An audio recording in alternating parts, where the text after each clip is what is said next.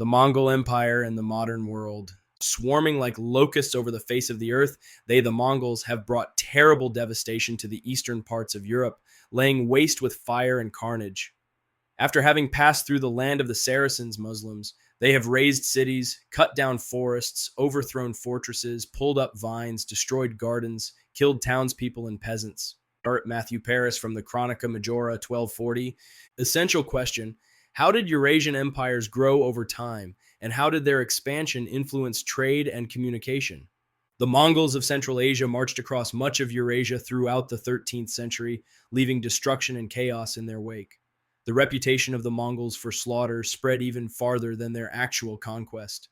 Matthew Paris had no first-hand knowledge of the Mongols, as he wrote from the safe vantage point of a Benedictine abbey in England.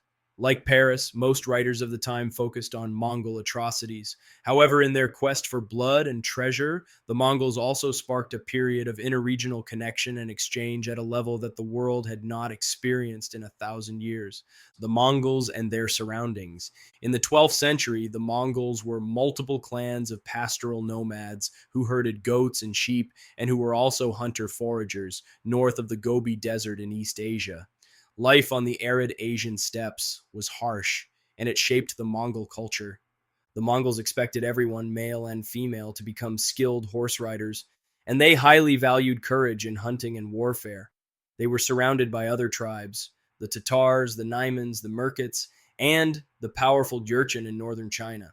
The Mongols coveted the relative wealth of tribes and kingdoms that were located closer to the Silk Roads and had easier access to luxury goods such as silk clothing and gold jewelry. Genghis Khan. The Mongol leader Temujin, born in 1162, spent the Karli decades of his life creating a series of tribal alliances and defeating neighboring groups one by one. He formed key friendships and married his oldest son to the daughter of a neighboring Khan or king. Temujin was intensely focused on building power. With this focus, he sometimes appointed talented non-family members to positions over family members. He was often also ruthless. For example, he killed his own saint stepbrother. He considered Temujin, better known as Genghis Khan. 4th century, personal loyalty the best way to run his growing kingdom. In 1206, Temujin gathered the Mongol chieftains at a meeting called a Kuriltai, where he was elected Khan of the Mongolian kingdom. He took the name Genghis Khan, or ruler of all. The beginning of conquest. In 1210, Genghis Khan and his troops headed east and attacked the powerful Jin Empire, which had been established by the Jurchens a century earlier and now ruled Manchuria, Inner Mongolia, and northern China.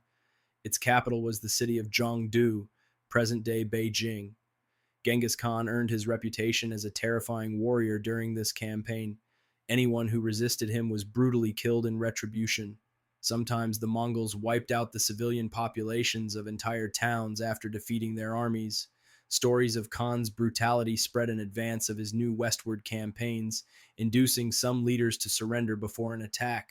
In 1219, Khan conquered both the Central Asian Karakitai Empire and the Islamic Khwarezm Empire farther west.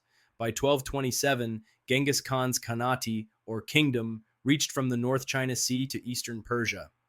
Connect. Write a paragraph comparing the reign of Genghis Khan to the reign of Sundiata. See topic 1.5. Genghis Khan at war. Khan's empire would not have been possible without the skilled and fearsome soldiers under his command. Mongolian soldiers were strong riders and proficient with the short bow. They were also highly disciplined, and Khan developed an efficient command structure.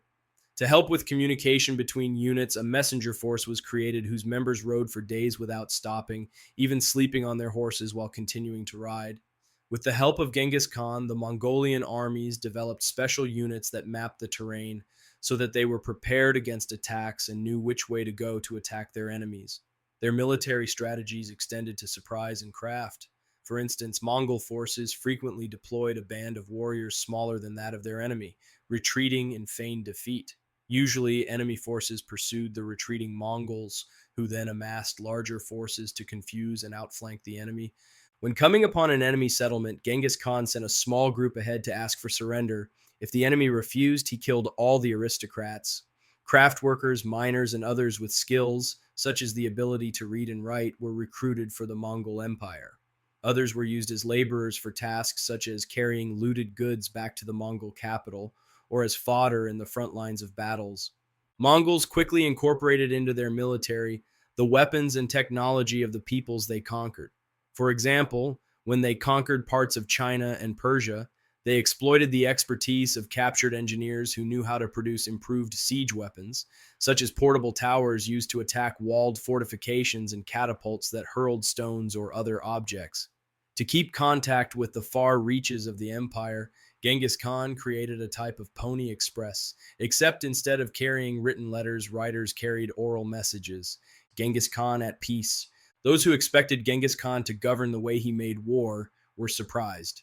The period of Eurasian history between the 13th and 14th centuries is often called the Pax Mongolica, or Mongolian Peace. Genghis Khan established the capital of his empire at Karakorum, near the center of what is now the modern country of Mongolia. In constructing the city and establishing his government, he consulted with scholars and engineers of Chinese and Islamic traditions. Genghis Khan may have been responsible for more new bridges than any other ruler in history. The social policies of Genghis Khan were liberal for the day. For example, he instituted a policy of religious tolerance throughout the empire, which was unusual in the 13th century. Freed from years of warfare, Genghis Khan's soldiers took charge of protecting the Silk Roads, making them safe for trade and ushering in the third golden age of the Silk Roads. New trade channels were also established between Asia, the Middle East, Africa, and Europe. Those who survived the conquests by the Mongols and their descendants benefited from the reinvigoration of trade routes that had not been heavily used since the days of the Roman and Han empires. Connect. List the similarities and differences in religious policies between the Pax Mongolica and the Romans. See prologue. Genghis Khan's effort to unify his empire included directing a scribe captured in 1204 to adapt the Uyghur alphabet to represent Mongol. Although the effort to establish one system throughout the empire failed, the alphabet is still used in Mongolia today. Mongolian Empire expands. 3 of Genghis Khan's grandsons set up their own khanates, further expanding the empire into Asia and Europe. With each conquest, the empire expanded, with new people absorbed into its economy and networks of exchange. Batu and the Golden Horde. In 1236, Batu, the son of Khan's oldest son, led a Mongolian army of 100,000 soldiers into Russia, which at the time was a loose network of city-states and principalities. Batu's army, which came to be known as the Golden Horde, marched westward, conquering the small Russian kingdoms and forcing them to pay tributes.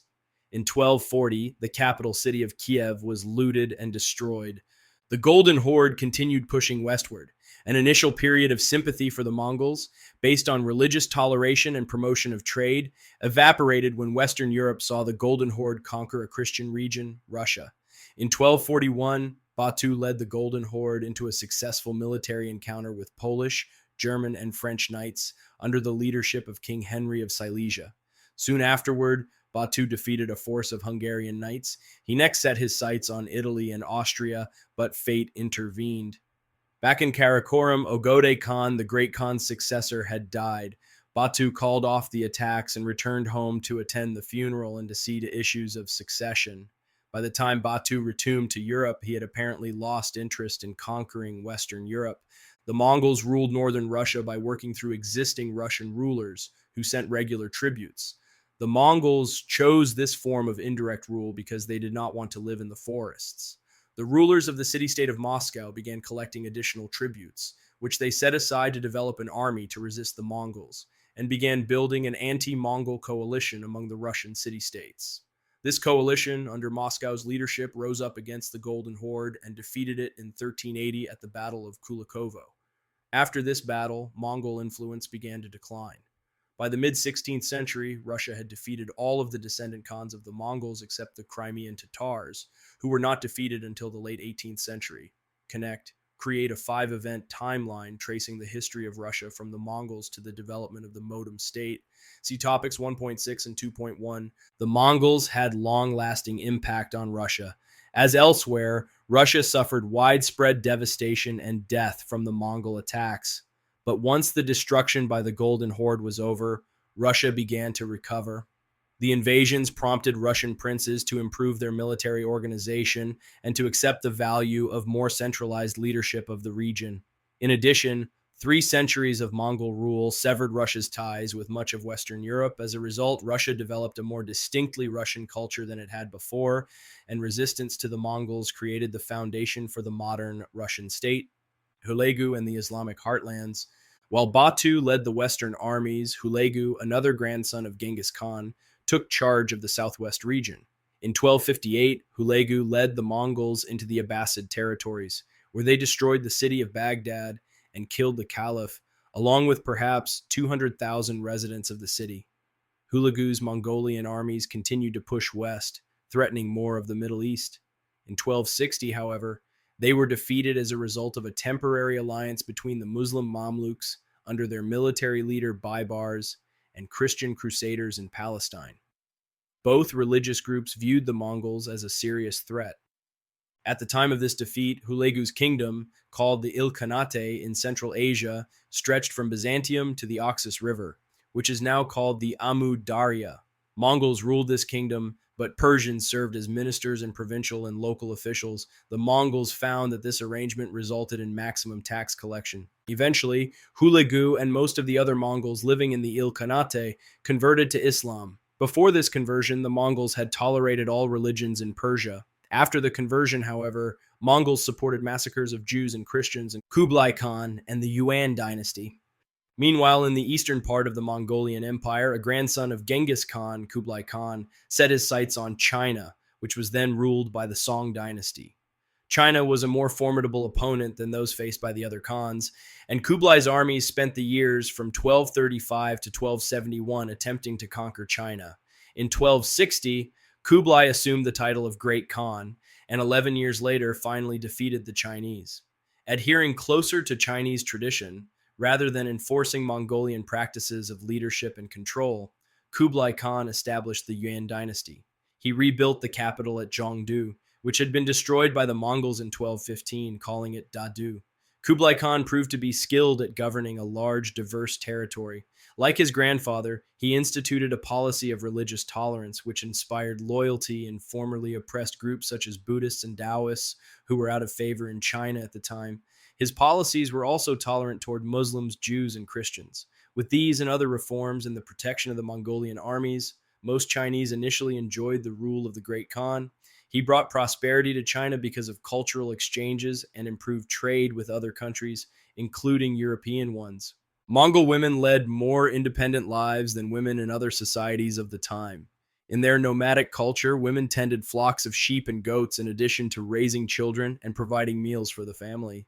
Since they rode horses as Mongol men did, the women wore the same kind of leather trousers. Mongol women could remarry after being widowed and could initiate divorces. Mongols lose power. Despite Kublai Khan's adoption of many Chinese customs, Mongolian leaders eventually alienated many Chinese.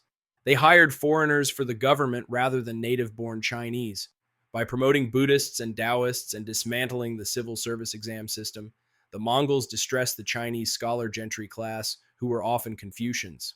Although the official policy was one of tolerance, the Mongolians tended to remain separate from the Chinese and prohibited non-Mongols from speaking Mongolian. Just as Batu had reached the limit of Mongol expansion to the west, the Mongolian rulers of China failed to expand beyond China. Starting in 1274, the Yuan dynasty tried and failed to conquer Japan, Indochina, Burma, and the island of Java.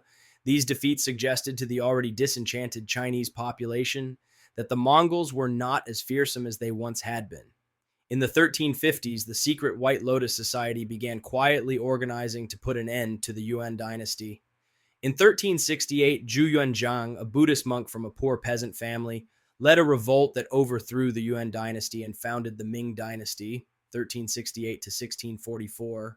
The Mongols' defeat in China paralleled a general decline in their power elsewhere, and the empire began to shrink. The Golden Horde had lost its territory by about 1369, while Central Asian territories were conquered by Tamerlane, also known as Timur the Lame, at around the same time. Connect. Describe what the Mongols desired in each of their conquests. See Topic 2.1. The long-term impact of the Mongolian invasions. The Mongolian invasions played a key role in history in many ways, positive and negative. Mongols conquered a larger area than the Romans, and their bloody reputation was usually well earned. Their empire was the largest continuous land empire in history.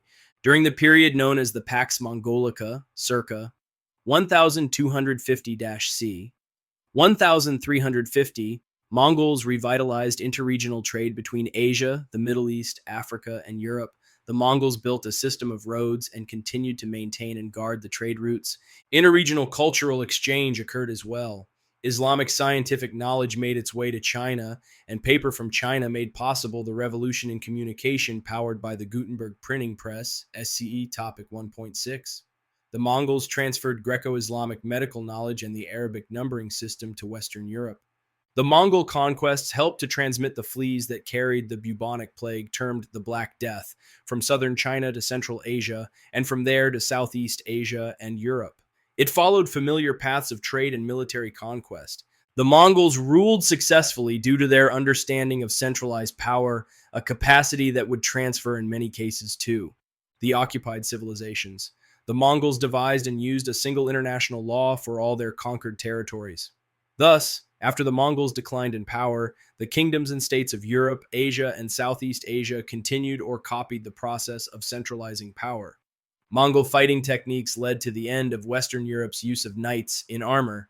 The heavily clad knights could not react in time to the Mongols' use of speed and surprise. The era of the walled city in Europe also came to an end, as walls proved useless against the Mongols' siege technology. Some consider the cannon a Mongol invention, cobbled together using Chinese gunpowder, Muslim flamethrowers, and European bell casting techniques.